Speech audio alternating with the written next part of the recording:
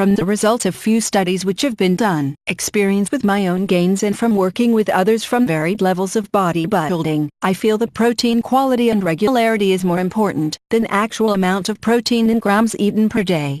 By consuming quality protein, in respect of what is actually absorbed, a high-protein diet will, in fact, be achieved.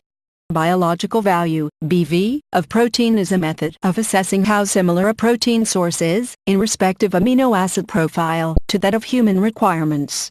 Proteins are grouped into those of high BV, HBV, generally foods of animal origin and some pulses, and low BV, LBV, like cereal-based foods which we eat more for carbohydrate but do contain some protein. It could be argued that bodybuilders need to consume plenty of HBV protein foods regularly, but there are other important considerations. Amino acids are the simplest units of protein, and are needed in a specific ratio for optimal muscle growth.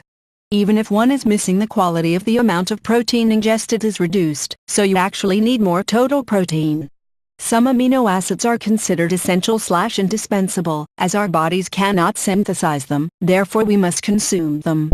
There are also conditionally essential amino acids, which under certain circumstances we are unable to make enough, for example during physical stress like trauma or bodybuilding.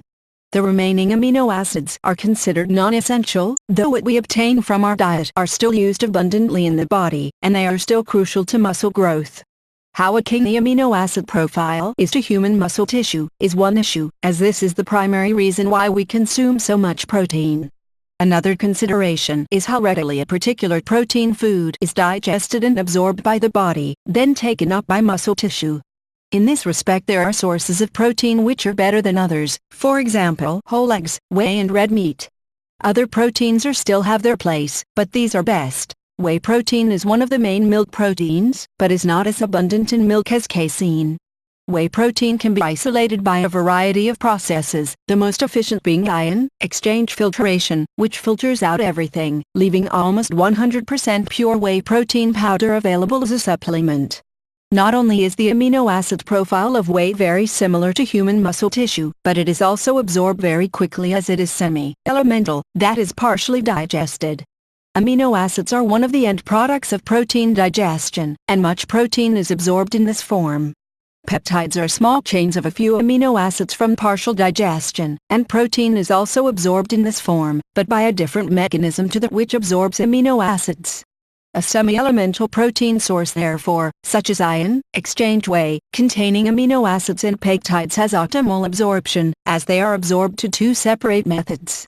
Another, more modern, method for evaluating protein quality is something known as the Protein Digestibility Corrected Amino Acid Scoring, PDCAAS.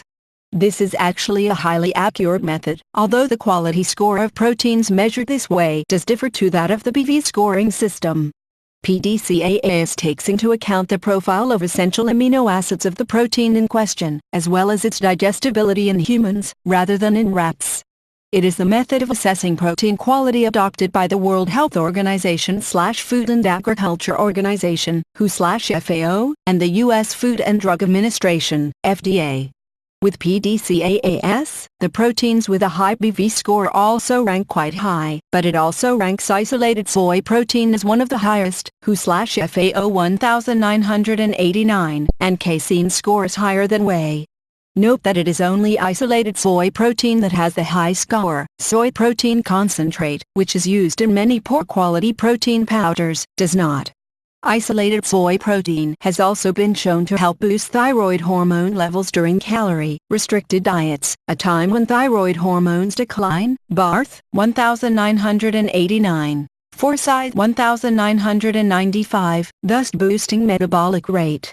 A recent study showed isolated soy protein produced antioxidant beneficial effects in athletes who used it, compared with athletes who used whey protein. De Silvestro 2000.